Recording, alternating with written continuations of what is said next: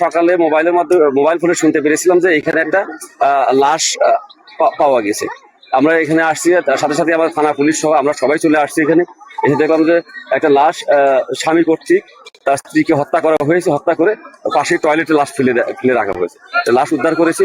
লাশ হচ্ছে সুরুহাল রিপোর্ট হচ্ছে। সুরুহাল রিপোর্ট শেষে লাশ আমরা পোস্টমর্টমের জন্য মর্গে প্রেরণ করবো। তারপরে এইটার বিষয়ে যে আইনগত ব্যবস্থা সেটা আমরা নিব।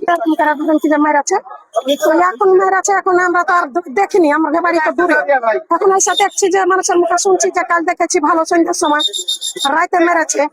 মায়েরা ফেলে ধরেন কি যে ওই ধাপির তালে পড়তে গেছিল, পারেনি, ঘরের মধ্যে জিনচির দিয়া খাটাচ্ছে, খাটিয়ে লাঠি দোকান হয়ে গেছে, খাটিয়ে ওটা ছেয়ে ছিঁড়ে নিয়ে এসছি।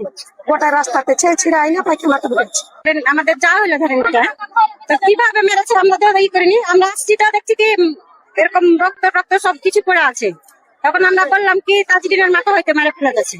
আমরা লাগলাম খুঁজতে, ধরেন খুঁজতে খুঁজতে মানে কি করতে লাগলাম, খুঁজতে খুঁজতে এখন না কে বললো কি পায়খানাতে ফেলেছে। পায়খানার ওখানে যাচ্ছি তো আমরা দেখতে পাচ্ছি, ধরেন দেখে আবার ই করলাম। তা আমরা চিল্লাতে লেগেছি কি এইভাবে তাজরিনের মাকে, তাজরিনের বাপ মেরে ফেলে গেছে, ওকে খুঁজে সবাই।